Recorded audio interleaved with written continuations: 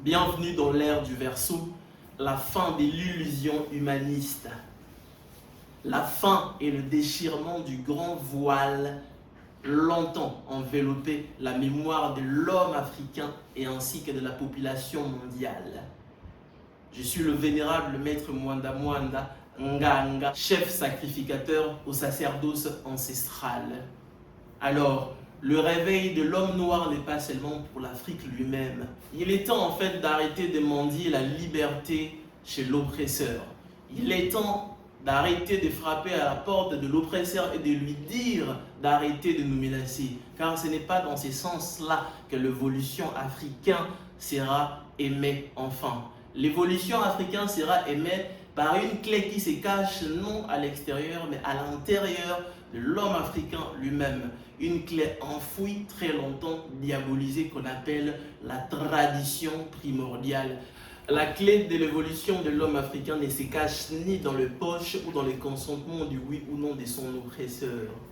La clé de l'évolution de l'homme noir, de l'homme africain, se cache dans sa mémoire. Cette mémoire diabolisée, cette mémoire corrompue qu'on appelle la tradition du Nkisi. La tradition du Nkisi est simplement cette pierre angulaire de la tradition africaine enfouie, longtemps diabolisée, longtemps négativisée psychologiquement par l'oppresseur pour que celui-ci puisse oublier sa source primordiale. Alors imaginez que celui qui perd sa source ne peut rien produire. Et voilà pourquoi aujourd'hui le retour aux ancêtres n'est pas une conversion comme une monnaie, n'est pas une conversion comme on s'est converti à l'islam ou au christianisme, non. Parce qu'une conversion aimer quelqu'un à ne plus être lui-même. Une conversion, quand on convertit par exemple une monnaie, la monnaie n'est plus identique, la monnaie n'est plus authentique. Alors le retour aux ancêtres, en fait, est simplement le retour au-dedans de soi-même. Et une fois que la source est réactivée, alors le futur est... Une fois que la source est réactivée, alors le futur est plus clair. Alors justement, longtemps manifesté, il n'y a pas eu de solution. Longtemps protesté, il n'y a pas eu de solution. Alors aujourd'hui, justement, en cette ère du Verseau, moi, le vénérable chef Mwanda Mwanda, maître sacrificateur au sacerdoce ancestral, j'appelle justement à l'être humain de retrouver sa spiritualité originelle, qui ne se trouve ni par conversion, qui ne se trouve ni par donation, mais qui se trouve par l'activation de son soi intérieur.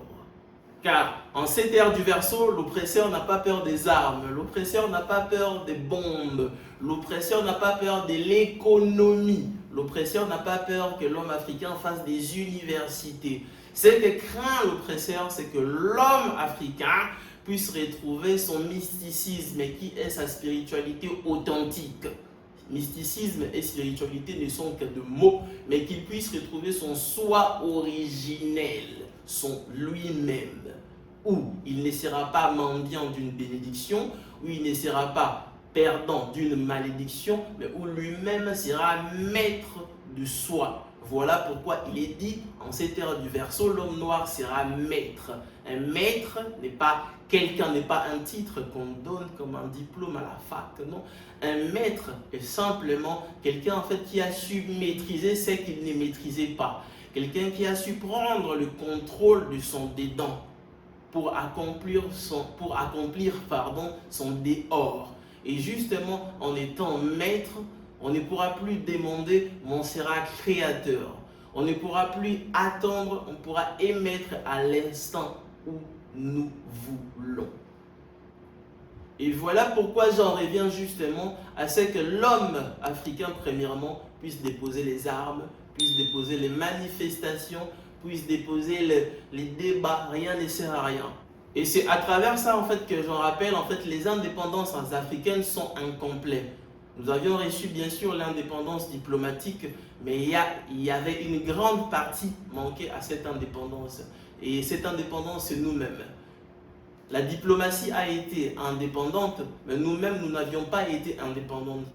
Et ainsi, donc, j'en appelle donc, à l'homme africain. Il est temps qu'aujourd'hui, que le christianisme arrête d'être montrer la cosmogonie divine. Il est temps qu'aujourd'hui l'islam arrête de te montrer à toi l'homme noir en fait qui est Dieu.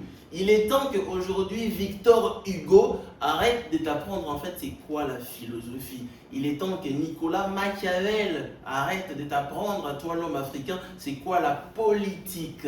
Il est temps qu'aujourd'hui que l'homme africain arrête de se servir de la politique de l'université pour émanciper le continent africain. Parce que les terres africaines, ne sont pas compatibles justement à ce qu'on apprend à la faculté. Il est temps qu'aujourd'hui que l'homme africain arrête de s'appuyer sur la politique étudiée à l'université pour régler les problèmes du continent africain. Car la politique étudiée à l'université est basée sur Victor Hugo et sur Nicolas Machiavel.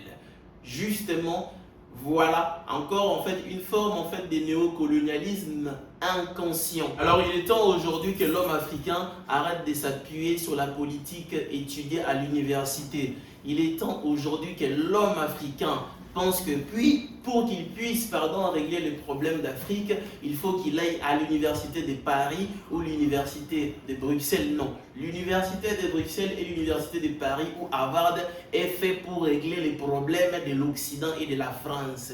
Il faut savoir qu'en fait, en cette ère du Verseau, l'Afrique avait et a toujours jusqu'aujourd'hui, parce que les choses restent authentiques à sa propre façon de mettre sa politique. Alors, qu'est-ce que la politique africaine? C'est une politique intérieure, c'est une politique osiricienne, c'est une politique céleste, une politique qui mène à émettre l'équilibre, que le A et le B soient pareils. Ce n'est pas la politique de Machiavel, car la politique de Machiavel émet à ce que le A puisse être au-dessus et que le B puisse être penché en bas. C'est vrai qu'aujourd'hui, à travers les universités, nous sommes devenus des intellectuels entre guillemets. Mais ce n'est pas notre façon d'être intellectuel. L'Afrique aussi, la mémoire africaine a sa façon d'être intellectuelle. Et la façon de l'homme africain d'être intellectuel n'est pas justement en fait la façon dont aimait Victor Hugo. Nous avons notre propre façon d'être intellectuel, notre propre façon de procréer et notre propre façon d'organiser notre politique et notre social. Alors cette façon-là se cache justement dans cette mémoire enfouie qui est la spiritualité africaine, qui est la mémoire authentique que nous devons réveiller. Cette mémoire-là, c'est justement cette mémoire-là qui a été diabolisée, de négativité. Voilà pourquoi aujourd'hui même, inconsciemment, nos parents, malheureusement nos parents, quand l'homme africain veut retourner à sa propre doctrine, on lui traite de mauvais, on lui traite en fait de décalé. Alors en cette ère du Verseau, il est temps que ça finisse. Victor Hugo, merci, mais tu n'es pas justement notre façon de faire. Machiavel, merci, tu n'es pas notre façon de faire. Et notre façon de faire, justement, nous devons en fait la retrouver au fond de nous en activant simplement notre potentiel. Et c'est en nous éveillant nous-mêmes que tout ce potentiel sera retrouvé. Et nous aurons notre propre façon de faire la politique, notre propre façon de faire la médecine et notre propre façon de créer un système social où la communauté sera équilibrée. Alors, il est temps aujourd'hui qu'on arrête, que l'homme africain arrête, justement, de penser qu'il n'a pas, je veux même dire qu'il arrête de penser que sa façon de faire la politique est la façon occidentale et qu'il n'y a que ça. Il est temps que l'homme africain arrête de penser que sa façon de mettre la science doit être en fait une façon étrangère, une façon occidentale. Nous devons retrouver, pas trouver, mais retrouver notre propre cosmogonie et à travers ce noyau justement, nous retrouverons la façon authentique comment devrait être la politique africaine et la science africaine et même l'éducation nationale.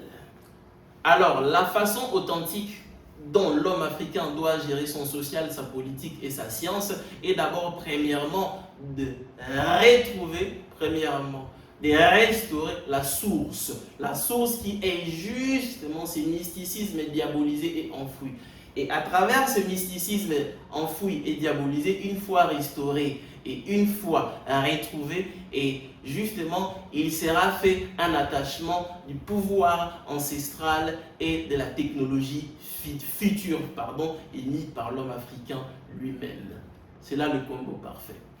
Et aujourd'hui, la réhabilitation du système éducatif dans les terres africaines est à programmer que les écoles initiatiques devraient y faire face. L'école initiatique est largement plus fondamentale que l'université, car l'école initiatique réveille justement en fait, le noyau caché au fond de l'être humain. Et tant que les racines sont éveillées, voilà, donc le futur ça découle de tout seul. Alors cet appel du réveil intérieur n'est pas seulement visé à l'homme africain lui-même. Cet appel au réveil intérieur est premièrement en fait visé à l'homme africain, car si aujourd'hui l'Afrique s'élève, c'est le monde justement qui prospère et c'est le monde qui retrouve son humanisme.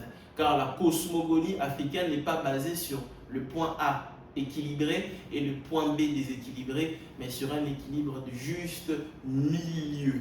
Car dans la cosmogonie politique de l'homme blanc, ses ancêtres lui ont inculqué que pour qu'une nation soit grande, pour émanciper une nation, il fallait conquérir l'autre. Il fallait prendre chez l'autre pour approvisionner chez toi. Chose qui est différente à la cosmogonie de la politique africaine, qui est de mettre un équilibre pour que tout le monde puisse manger.